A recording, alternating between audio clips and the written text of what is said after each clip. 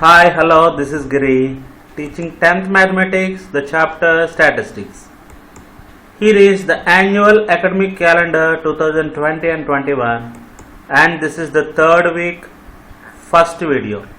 In this video, we will learn the introduction to the chapter Statistics and the important concepts. Dear children, here is the father of statistics. His name is Ronald A. Fisher. Ronald A. Fisher is said to be the father of statistics. He was born in 1890 and died in the year 1962. And he is an English statistician. He created foundations to the modern statistics. Now, an Indian mathematician who developed statistics is Prasant Chandra Mahalanobis. He was born in 1893 and died in the year 1972. He established Indian Statistical Institute. He contributed more to the development of statistics in India. Now, dear students, let us learn what is meant by statistics. Statistics is nothing but a branch of mathematics which deals with collection, organization, presentation, analysis and interpretation of numerical data. I shall repeat. Statistics is a branch of mathematics which deals with collection, organization, presentation, analysis and interpretation of numerical data. Now let us learn what is meant by data. Data is a collection of actual numerical information to organize and analyze the given information. This is called data.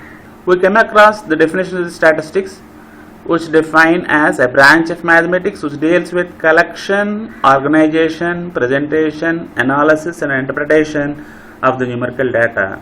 Now let us understand what is meant by collection and what is meant by organization and what is meant by presentation and what is meant by analysis and interpretation. You see, for example, if we are in our class, in our classroom, a teacher is teaching in our classroom.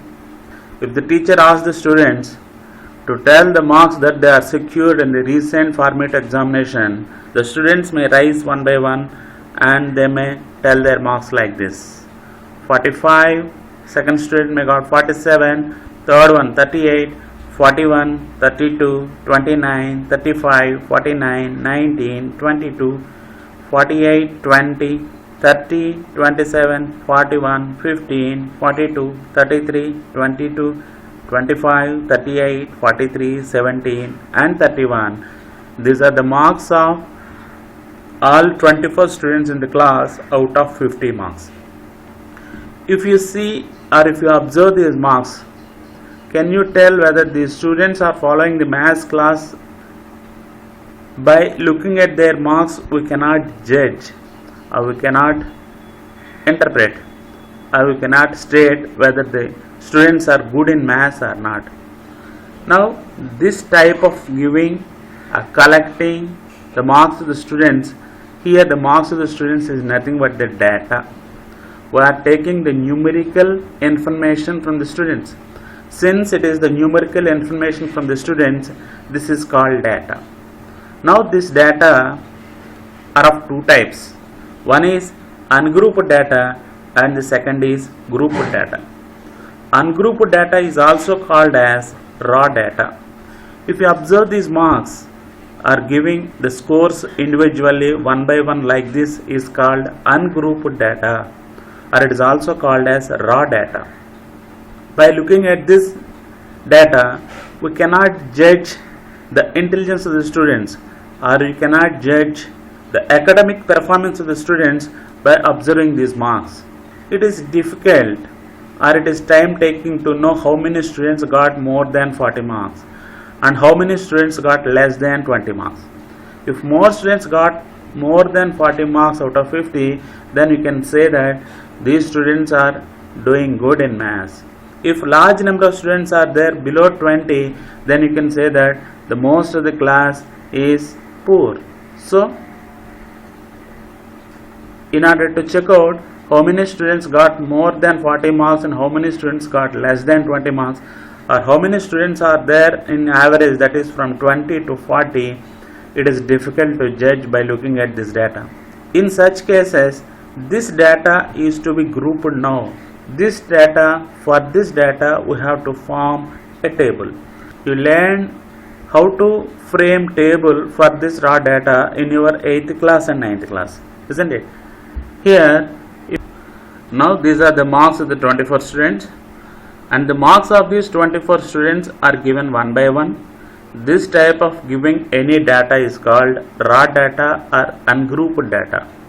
Now you already learned in your 8th class and 9th class how to frame table for this raw data or ungrouped data. You see, first you may take a column like class or class intervals, tally marks and frequency. I took the classes as 6 to 10, 11 to 15, 16 to 20, 21 to 25, 26 to 30, 31 to 35, 36 to 40, 41 to 45 and 46 to 50. Here, from in between 6 to 10 marks there is only one student, therefore I took it as 1. Here this is the tally mark. How many tally marks are there in this class? Only one tally mark, therefore the frequency is 1. In between 11 to 15 marks there are 2 students, therefore the frequency is 2.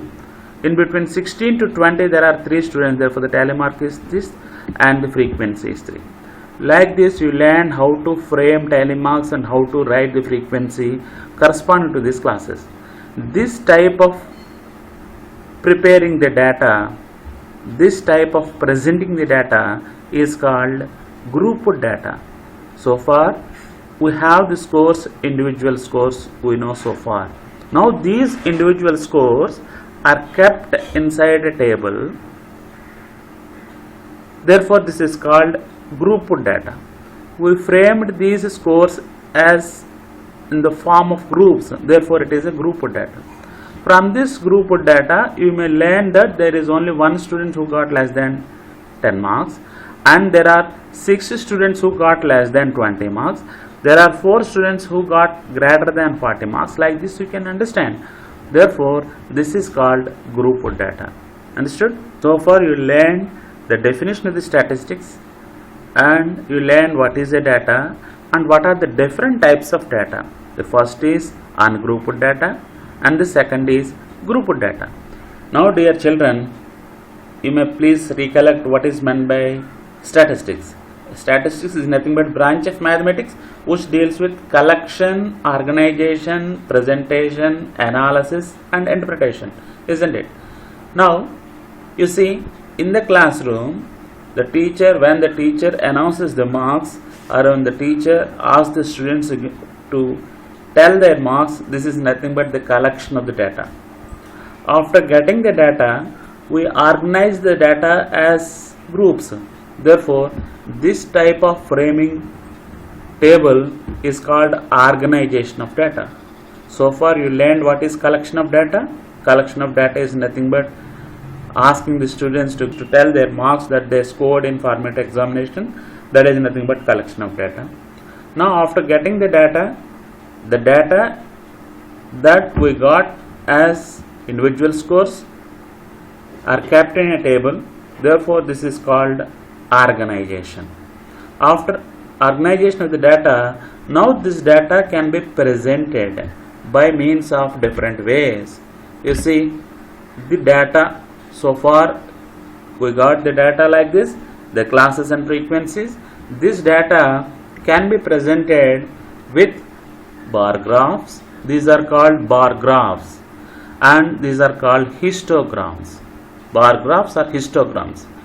The given data is presented by means of bar graphs or histograms, and the same data can also be presented by means of pie diagrams. Pie diagrams and frequency polygons or frequency curves. Understood? This is nothing but the presentation of the data. We can present the data by means of bar diagrams or histograms or by means of pie diagrams, or by means of frequency polygons or frequency curves. All these is nothing but presentation. First of all, collection. Collection means getting the data from the students is called collection. Or changing the raw data or ungrouped data into grouped data is nothing but organization.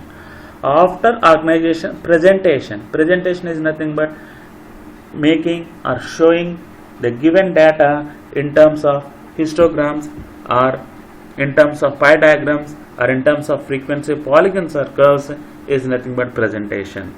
Or you can present the data numerically also. Not only with the help of the diagrams, with in other modes also, means in numerical tables also you can present the given data. Next is analysis. How can you analyze the data? After getting this, you see these are the marks of the 24 students. Now you can write the maximum score out of all the 24 scores. The maximum score is 49, and you can pick up the minimum score also. Minimum score is 9, and you can pick up the most repeated score which come more number of times, that is 38. This is nothing but analysis. After getting the data, you can analyze what is the maximum score and what is the minimum score and which score is coming most frequently. Like this, you can analyze and you can interpret the given data. Dear students, in order to interpret the given data, you see this is the data. In order to interpret, you can find the mean or average of the scores. Average formula, average or mean is nothing but sum of the scores divided by the number of scores. If you add up all these marks, you may get 816 divided by the total number of students 24. Therefore, the average mark of the class is 34. If the average mark of the class is 34, now if you observe each and every student so that you can understand how many students got less than this average. By means of this average score, if you compare this average score with individual scores, we can understand that who is good in the subject and who is still to be improved, who is average. Understood? Therefore, this is nothing but the interpretation of the data. From this example, you may understand the definition of the statistics. Statistics is nothing but the collection, organization, presentation, analysis and interpretation of the numerical data. Now, dear students, what is the use of this statistics? We already learned the statistics is nothing but the collection of the data, and you can analyze the data, and basing on this analysis you can interpret how many students are good in mathematics or in a particular subject or so. Dear students, the shopkeepers may also use the concept of statistics in their business. For example, let us consider a bookseller. A bookseller may have good number, a large number of notebooks, a large number of pens and a good number of pencils also. But he used to maintain less number of graph books. He used to maintain less number of maps like this, because he used to buy only one graph book in an year. But you may buy more number of white notebooks, and you may buy more number of rule notebooks, and you may buy more number of pens, so that they used to maintain large number of books that are required more. They used to maintain less number of items that are not required, that are not sold regularly, isn't it? For example, in a shop there may be more number of blue pens than red pens, and there may be very less number of green pens. Most of the people may not buy green pen, but most of the people may buy blue pen, and some of the people may also buy red pen. Therefore, the shopkeeper may maintain a large number of blue pens, less number of red pens, and very less number of green pens. He used the concept of statistics only. Similarly, when you visit a cloth shop, a ready-made cloth shop, They may maintain large number of stock, large number of pants that are sold more regularly. That is from 30 to 34 size. 30, 32 and 34 and 36. These sizes they may sell more regularly. Therefore, they may maintain good number of stock, large number of pants of 30 size, 32 size, 34 size and 36 size. Whereas they used to sell very less number of pants below 30 size and above 38 size. Therefore, they may maintain less stock, isn't it? They are also using the same concept of statistics in their business. Similarly, in our daily life, you may observe that the government used to take census, means how many people are living in a particular village and what is their age and what is their occupation and how many children are living in that particular village and how many old people are living in the particular village. Similarly, how many taps and what type of water they are consuming, all these data government used to take. Basing on the data, government can understand the needs of the particular village. If more number of students are there in a particular village and if there is no high school in that particular village, then government can understand that there is a need of high school in the particular village. If more number of students got admission in a particular school, the school need more number of rooms and that school need more number of teachers and other infrastructure facilities are to be provided. The government used to provide infrastructure facilities basing on this statistical data only. Similarly, the statistics are crucial in medical field also. How many number of people are suffering from a particular disease? For example, in these days, in these COVID days, the government used to publish daily report of COVID-19, isn't it? Preparing this data is based on statistics only. Now, measures of central tendencies. There are three measures of central tendencies. First one is arithmetic mean, which is also called as mean or AM. And the second is median and the third is mode. These three are called measures of central tendencies. How many measures of central tendencies are there, dear children? Yes, there are three measures of central tendencies. The first is arithmetic mean, second is median and the third is mode. There are three measures of central tendencies. Now in this class, in our class 10, we can find arithmetic mean, median and mode of the given data. Now let us learn first of all how to find the arithmetic mean, median and mode of a particular ungrouped data. Ungrouped data. For example, I have given a data like 5, 8, 2, 7, 8, 3 and 6. These are the individual scores. Since these are the individual scores, it is nothing but the ungrouped data. It is also called as raw data. If ungrouped data is given, then how to find arithmetic mean and how to find median and how to find mode. Now let us learn now. Here, first of all, let us find arithmetic mean. The formula to find arithmetic mean of a raw data is sum of the scores divided by the number of scores. Sum of the scores means we have to add all the given scores. If we add all these 5, 8, 2, 7, 8, 3 and 6, we may get the sum 39. Therefore, the sum of the scores is 39, and since there are 7 scores, you divide 39 with 7. 39 divided by 7 is 5.57. Therefore, arithmetic mean or average or AM of the given data is 5.57. The next is median. Let us find median for this ungrouped data. In order to find the median of an ungrouped data, first of all, you should write the given data in ascending order or in descending order.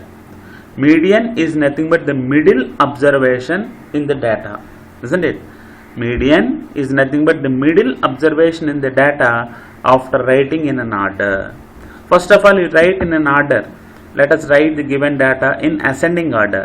The least number is 2. 2, 3, 5, 6, 7, 8 and another 8, isn't it? Therefore, first of all, you write the given data in ascending order, in a particular order. After writing in particular order, then which is the middle score? 2, 3, 5, 6, 7, 8 and 8. There are 7 observations. Since there are 7 observations, the middle score is 6. Therefore, this 6 is called median of the data. Understood? Now, if the given data contains an even number of scores, then there will be 2 middle scores and you have to find the average of the 2 middle scores. That is nothing but median of ungrouped data. You may learn some more examples in the coming videos. Now the third one is mode. Mode is nothing but the most repeated score in the given data. You see, if you observe the data, see 2, 5, 3, 6 and 7, there is no repetition. These scores came only once. But whereas if you observe 8 came twice, isn't it? Therefore, the most repeated score in the data is 8. Therefore, the mode is 8. Like this, if I have given an ungrouped data, you can find arithmetic mean, you can find median and you can find mode also. This mean, median and mode are called measures of central tendencies. Understood? Now, in this class, we learn arithmetic mean, finding arithmetic mean using direct method and using assumed mean method and using step deviation method also. In this chapter, we will learn how to find arithmetic mean of a grouped data using direct method, using assumed mean method and using step deviation method. And we also learn how to find the mode of the grouped data. And in this chapter, we may learn the median, how to find the median of a grouped data. And we also may learn how to draw an OZ curve, what is meant by an OZ curve and how to draw an OZ curve and how to find median from the OZ curve. All we may learn in this chapter. Thank you, Ananda.